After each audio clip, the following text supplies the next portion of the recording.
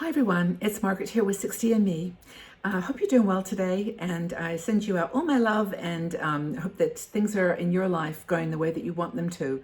There is one topic, however, that when we write about it, it always gets an amazing amount of response because it turns out to be something that is affecting so many women in our 60andMe community, and one that we really talk about in a way, so in a healing way, so that people, mothers who are going through this experience can find strength from each other.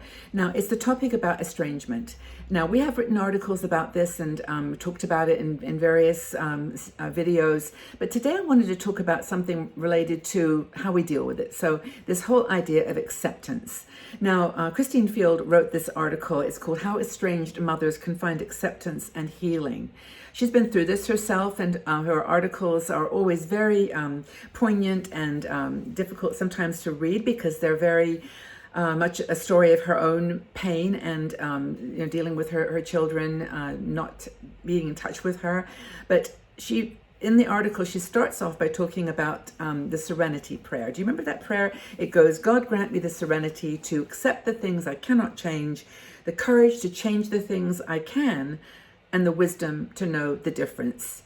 And today's chat is just going to really be about this idea of acceptance and how even though you maybe have a broken heart, that you think about this every single day. It's something that you just cannot get out of your mind, that somehow at some level you will benefit from finding some kind of acceptance in your life that enables you to live a life of your own, that gives you some freedom to understand that you, honestly, and it's a trite comment, but to say you did the best you could. Yes, you probably weren't perfect, and who is? But it resulted in an estrangement or in a situation where your children, your adult children, no longer are part of your life. And Christine talks about this, I think, in a very personal way. She says that acceptance is something that you have to achieve through being strong, because it's not tears and crying and being sad are not going to lead you to acceptance. Acceptance is going to come through being courageous and strong and letting it be. Accepting what you cannot change, going back to the Serenity quote, what you cannot change is something that is precious. And you've got to see that and be able to move forward. Now, how to accept the problems and situations that are brought upon this estrangement is sometimes the most difficult.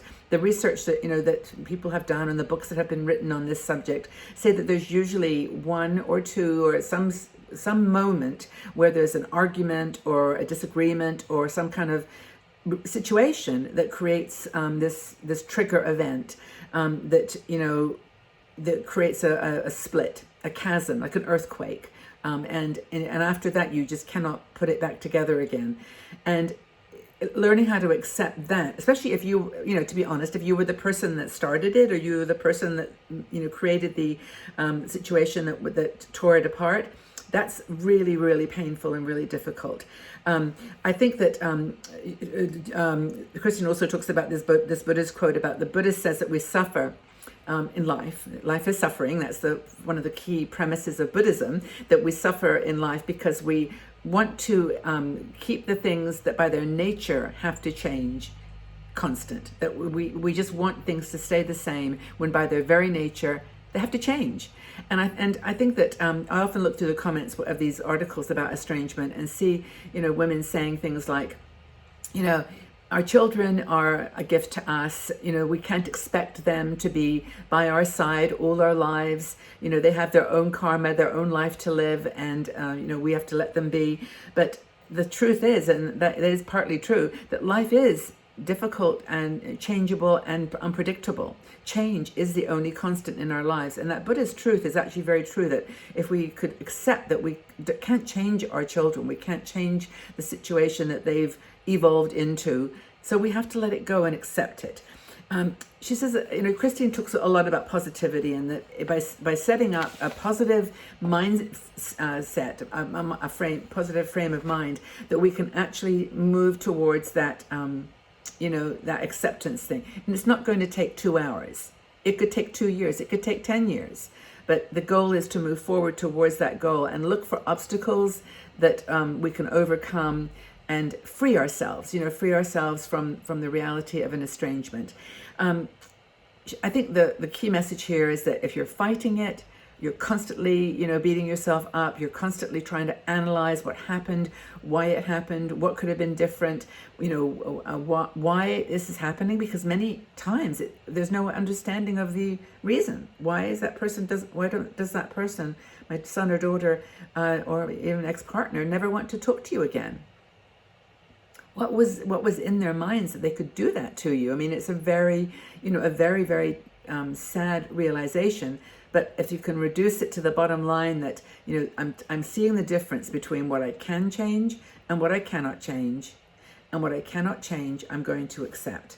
Don't forget, the children that are estranged from you are living their own life, their own drama. And I think one of the things that always comes up in conversations is that it's sometimes the partner. Like when your son marries someone who doesn't like you, or you don't get on with, or your daughter marries a man who, is just, you feel is not good to her, or whatever. There's all kinds of conflicting relationships that come into when a new person comes into your child's life. And this is true, that a man is always going to support his wife, and if she is not at the same point of view as you, then it's going to be, you've got to let it go, and you've got to accept that reality. And I think that we have, I think boomer women in particular, we were raised to be very devoted to our children and very, attentive and caring and loving, and that we want that to continue forever and ever and ever and ever. But it doesn't. They have to grow. They have to go. And they have to sometimes give you the message that somehow they can't do it, as long as they have to engage with you and whatever their reasons are.